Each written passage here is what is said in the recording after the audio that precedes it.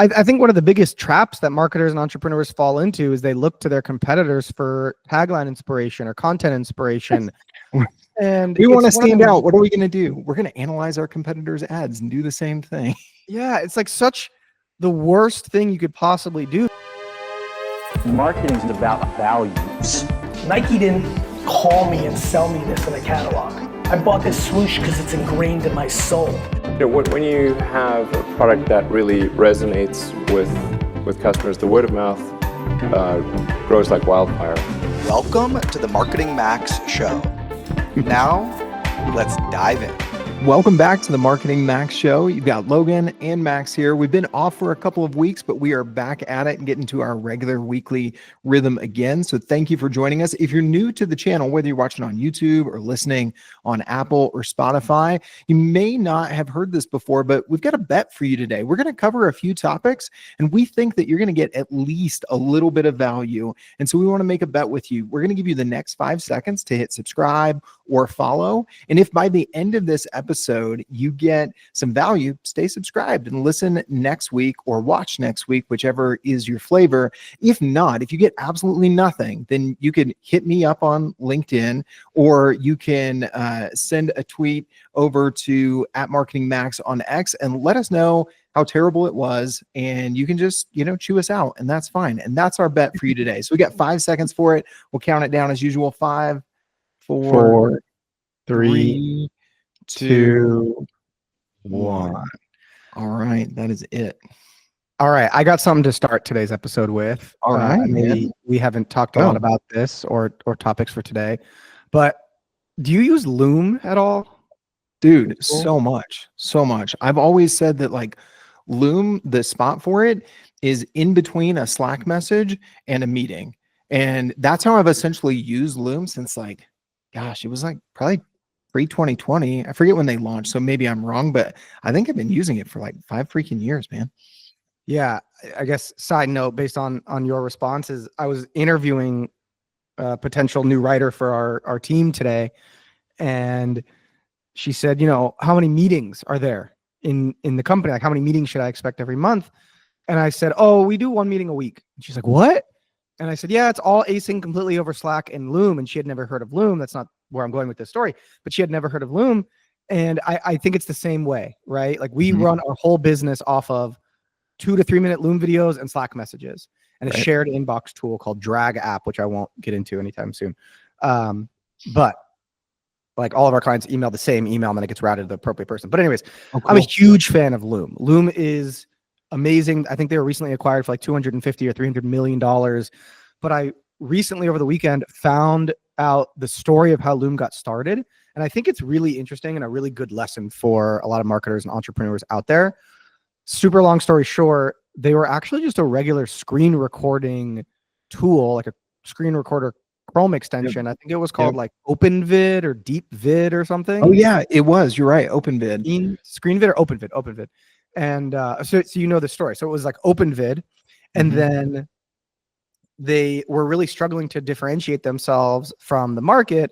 And they did what we talk about a lot on this podcast, which is like, hey, you need to really drill down to who your core target customers are, what problem this solves for them, and then just hammer that home as much as freaking possible, right? I gave the example in the last episode about how I did that with my agency, how I really stood out and how I increased my sales close rate from 20% to 90% with one tagline. Because when you find the one thing that people really want, or the problem that you really solve that they care about the most, you really hammer that home, the sky's the limit. It just makes everything in your marketing and sales and frankly your whole business easier, as it did with my agency.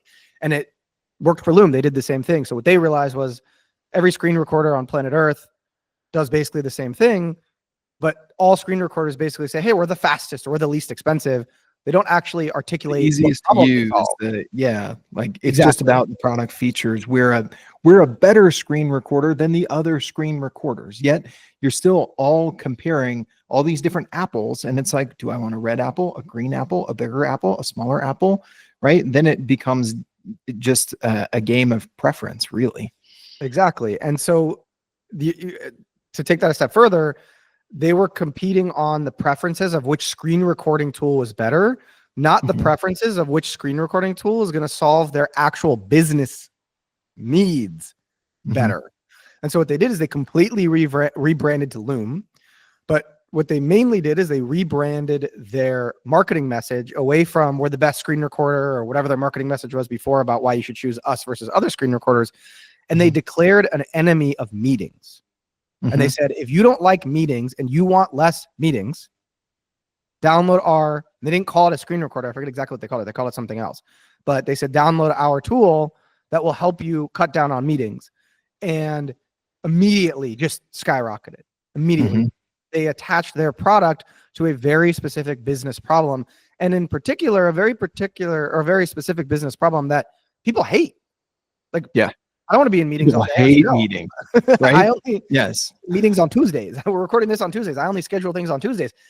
Most people either can't do this because they don't have the operation system in their business to do it, which is should be a whole other podcast, or they're an employee, so they don't have the choice. The choice. Yeah. Thank you. But if you are an employee and you download Loom, if there's something that really will take you 5 minutes to explain or a question that's going to ask, you need to walk through something and ask a question about it in 3 to 5 minutes, you no longer need to schedule a meeting with your coworker. You can now use Loom.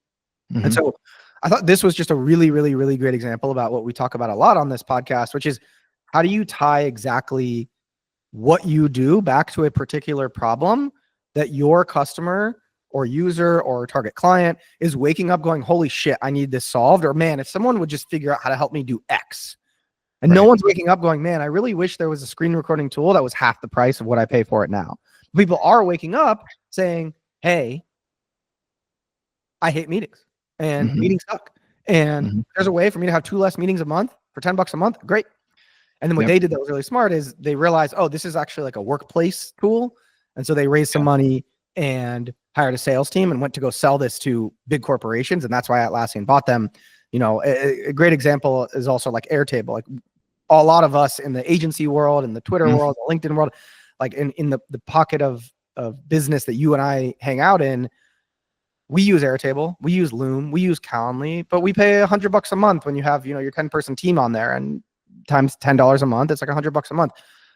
Like Airtable and Loom and Notion, they make like more than 50% of their profit from companies buying $100,000 worth of the software a year for their whole company or for their whole team.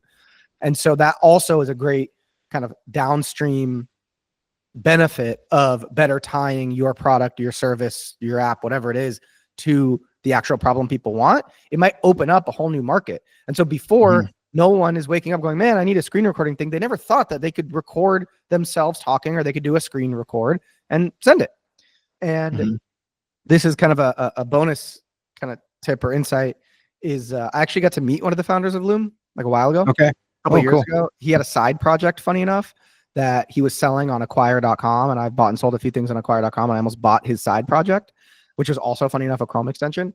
But he told me that, when things really popped off for Loom was when they realized, okay, our marketing message, like we just talked about, now gets people to understand that they can send a screen recording video or screen recorded video in place of a meeting.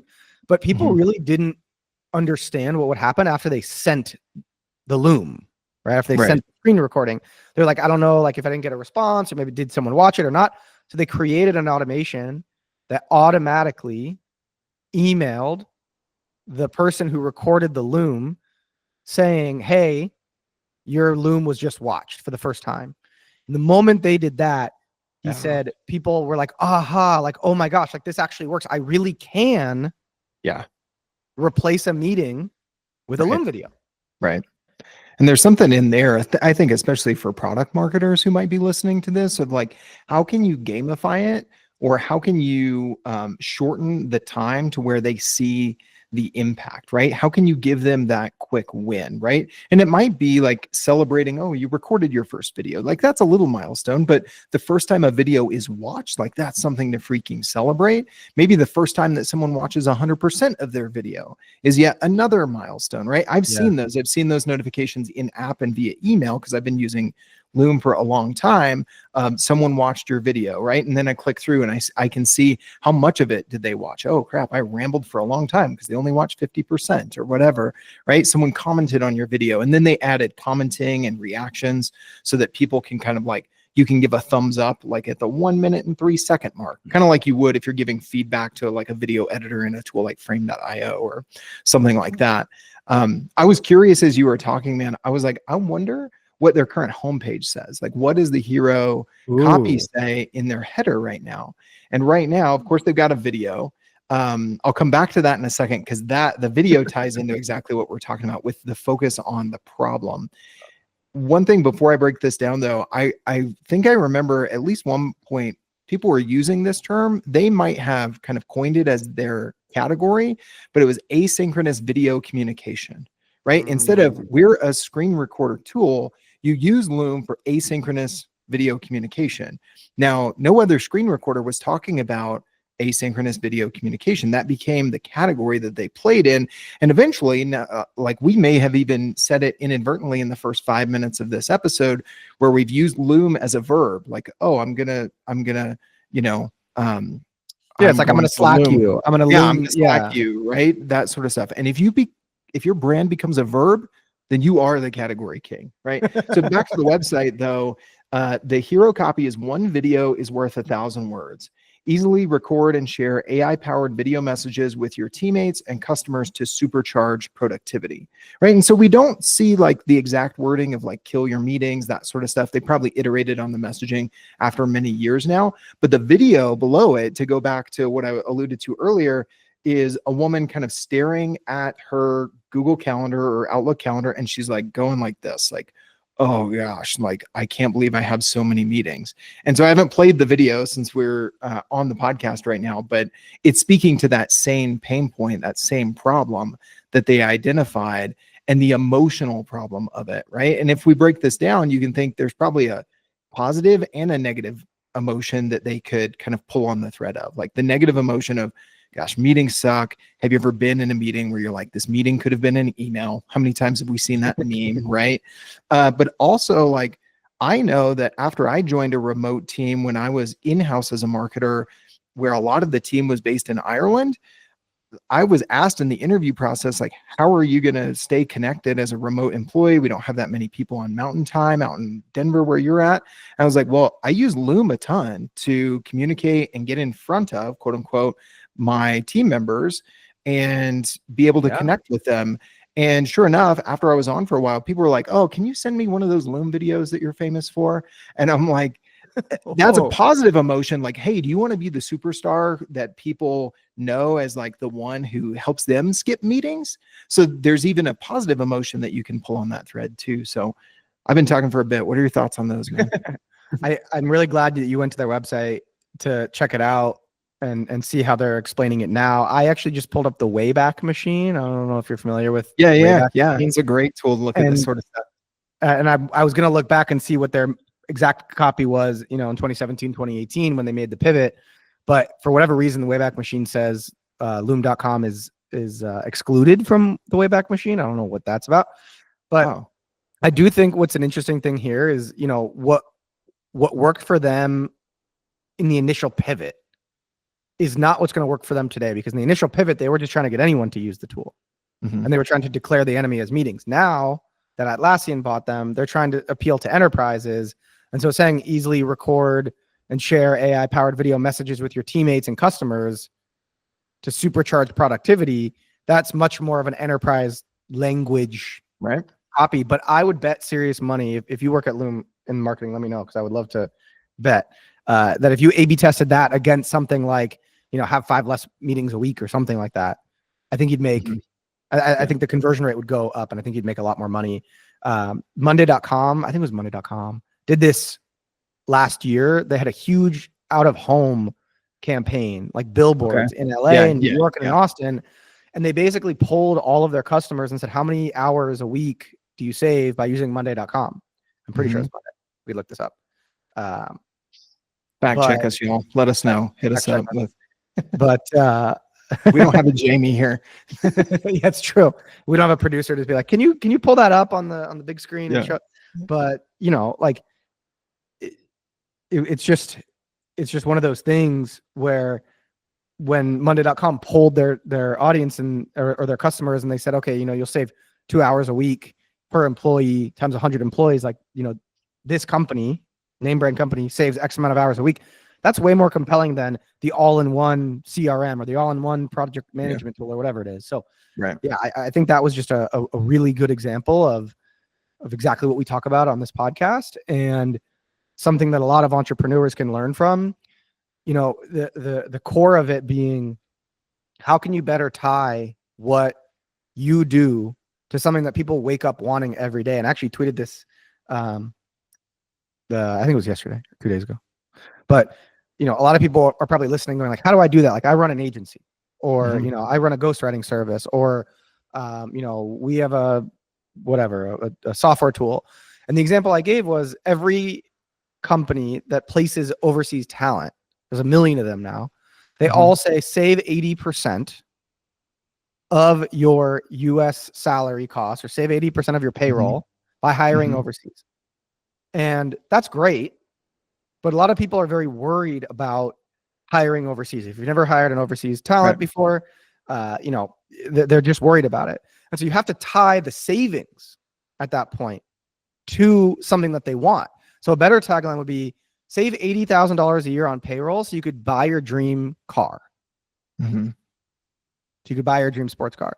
It's like, oh, well, wow, wait, that's interesting. Maybe it is worth it. Okay, like, I want a dream sports car. Tie it to something that people want every day, or something that people hate, in the example of Loom. Right.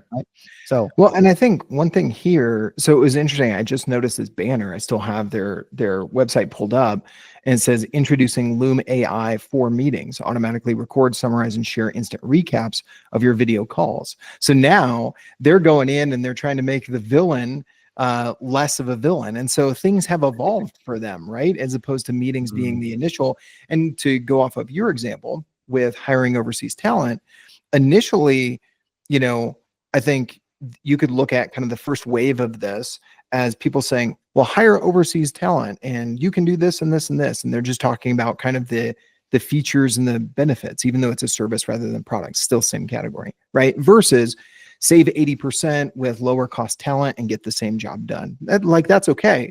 But then as the market evolves, if everybody is leaning into that save 80% message, then you need to find out, what is the next level problem, right? Oh, have you hired overseas talent and you struggle with the time zone differences, and that's a drain on your productivity? We hire exclusively Latin American talent on the same time zones as you in the US, right? Or, have you hired overseas talent and the experience level of that talent doesn't allow you to have them be customer facing? We have overseas talent you could confidently put in front of a customer, reducing client churn, those sorts of things. So you need to go from, features and benefits to the problem, but you can't just camp out on that problem forever, because things are going to change. Your competitors are going to use similar messaging. People are going to experience new problems.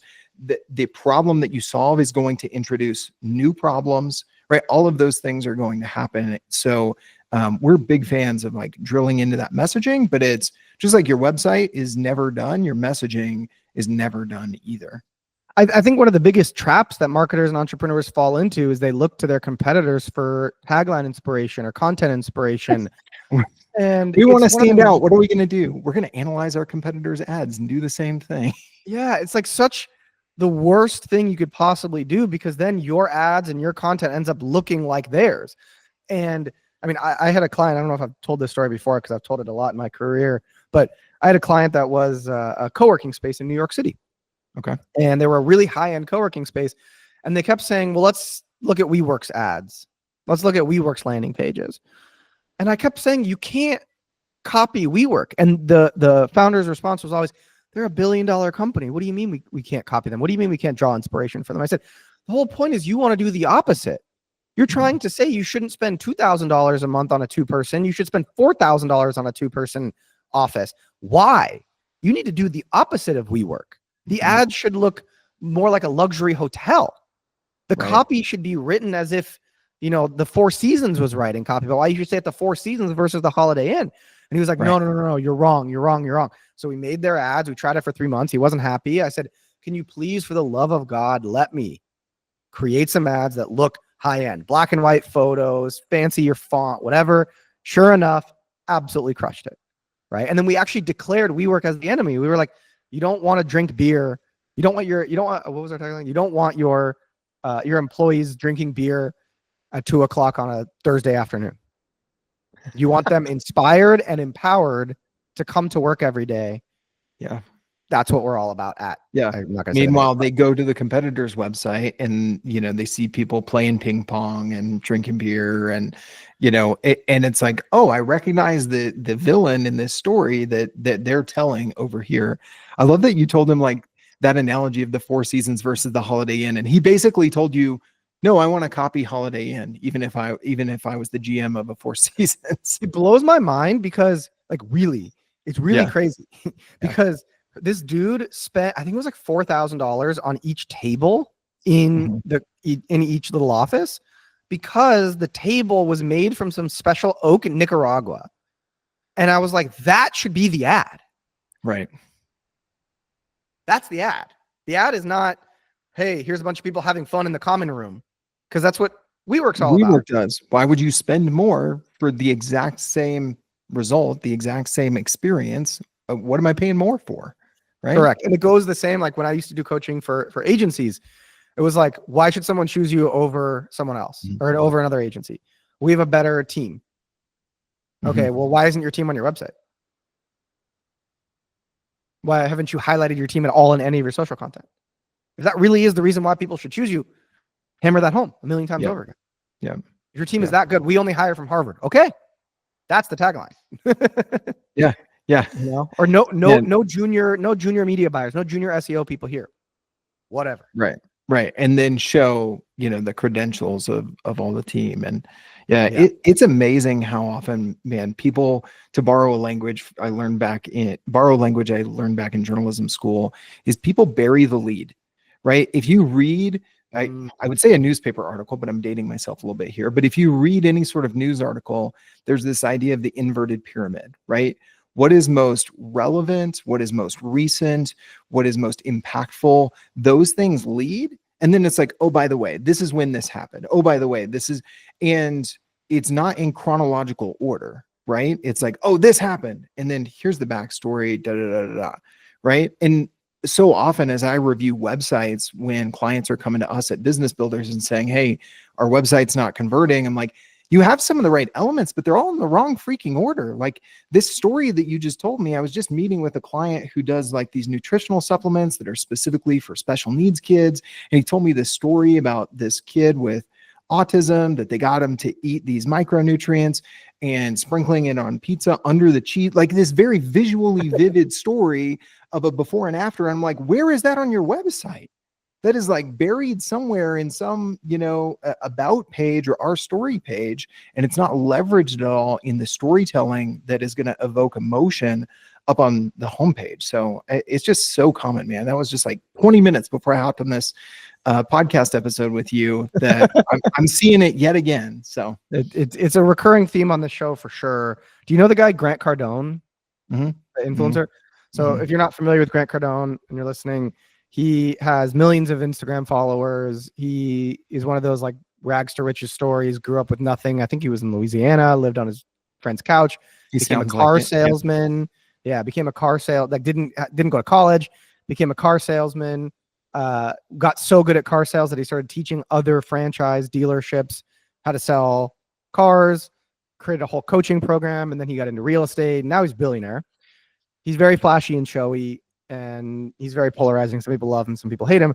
But I saw an interview with him maybe 6 months ago, and he was saying he does $150 million a year top line revenue in info products, courses, and coaching and consulting. $150 million a year on top of his real estate business. And he was saying a lot of that comes from events. He hosts these events. It's like $2,000 to come speak, or $2,000 to attend, and he gets a bunch of huge speakers like Mark Cuban and Damon John and whatever Shark Tank guys. I was watching Shark Tank yesterday. That's why they're there. But they that level speaker. Yeah. And then he pitches his coaching and consulting to help you fix your sales or improve your sales and teach your salespeople. Well, see, he said the trick to making money at an event is that most people, they run the whole event, and at the very end they say, and oh, by the way, if you want to join our coaching program, it's $5,000 or $50,000.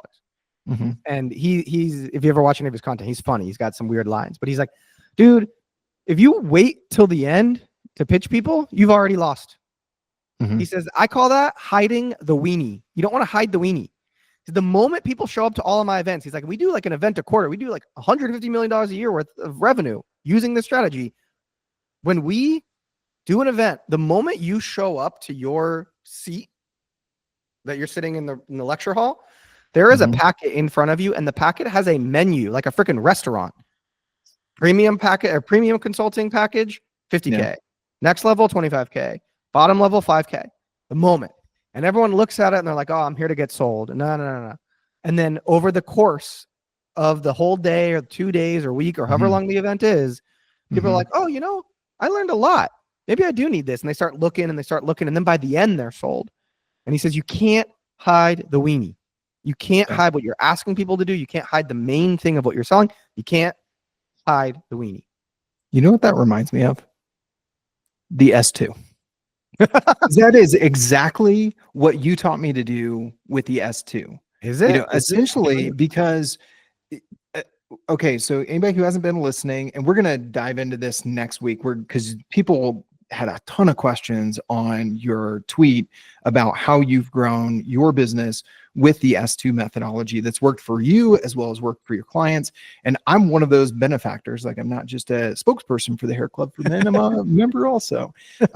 Instead of taking our lead magnets and then delivering the lead magnet, whatever it is, a webinar, a template, a checklist, right? And then following up via email and then kind of burying the lead and eventually making an ask, we saw our conversion rate from lead magnet download to, you know, sales opportunity of like 1 to 2%.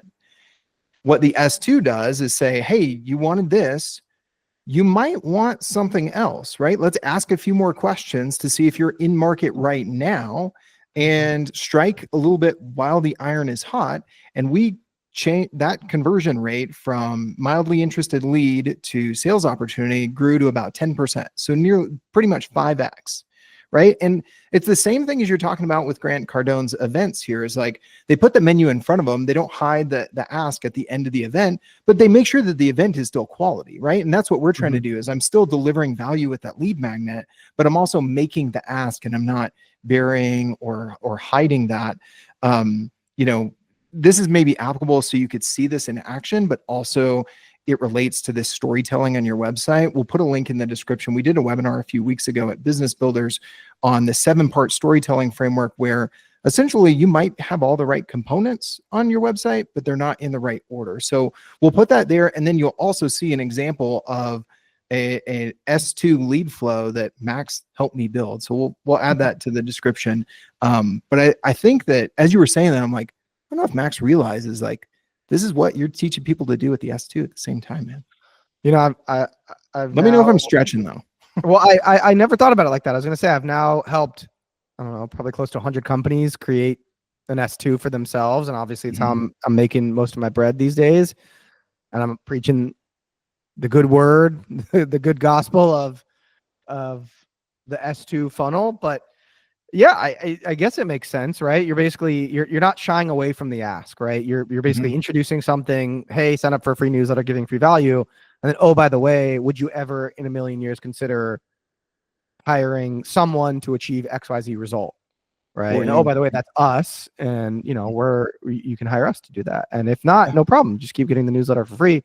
But yeah, it doesn't hide it. I mean, in some ways, I think it might be stretching because we do hide the weenie a little bit behind a newsletter, right? So like the thing that I keep telling potential clients on sales calls and people that I'm consulting to build this out in their business, I'm saying, hey, you know, your Facebook ads right now are basically saying, hey, we can help you achieve XYZ, book a call now.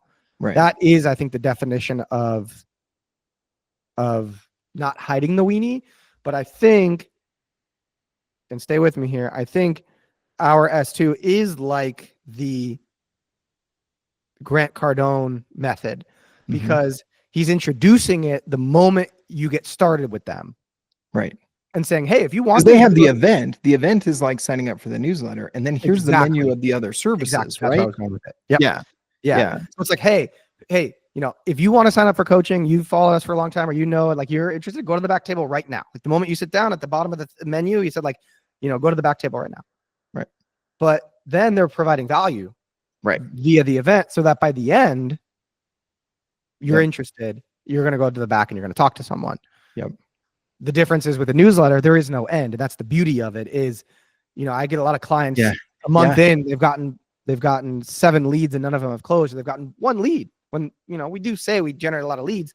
They've gotten 1 lead and they hit us up and they're like, well, when are people going to start buying, or when are people going to start converting into a lead? And I said, some of these people have gotten 3 emails from you, and you want them to get on the phone to spend their precious time that they could be spending with their daughter or with their wife or with their friends or with their whatever. You want them to spend their precious time to get on the phone with you so that you can pitch them, spending in some cases tens of thousands of dollars, if not hundreds of thousands of dollars. Some of our clients have like a multi-million-dollar LTV. Like, of course, they're going to need. And we know that even for e-commerce brands, it takes 7 to 8 touches, right? Exactly. And so you're talking enterprise B2B sales, and it's going to happen in 1 touch. Like that's the beauty of the S2. You can not lose out on those people who are right in market and surface the 3 to 5%. But yeah, man, I think this is good. Thanks for riffing on that, and not meant to overly plug the services from you and your team, but I was just like, there's a correlation here. And I know we started with kind of category creation, what Loom's done, but I think this has been a good conversation. Y'all let us know. Going back to the 5-second bet, hit Max up at Marketing Max on X, or hit me up, Logan Lyles, on LinkedIn. Let us know if it was valuable, though. Stay subscribed. Keep following the show. Go to growthdaily.com. You'll get some emails from Max that are just consistently value in your inbox. I promise you that. But other than that, we will see you next week. Max, this has been great, man. Really appreciate it. Thanks so much. We actually just moved growthdaily.com to marketingmax.com. I finally ponied up and bought the domain marketingmax.com. Nice. So if you want to learn more about me, if this is the first episode you're checking out, or you want to get in touch, there's a form at the bottom of marketingmax.com. But yeah, see you guys next week. Please like and subscribe, and feedback, yay or nay. Hit Logan up on Twitter, Logan up on LinkedIn, and me on Twitter. Love it. Thanks for listening to the Marketing Max show. It takes me and my team hours to produce it every single week, but it only takes you 15 seconds to hit that share button and text it to a friend, drop it in a Slack group, or share it on Twitter, Facebook, Instagram, or any of your favorite social platforms. I appreciate you taking the time to check out my content. Have an awesome day.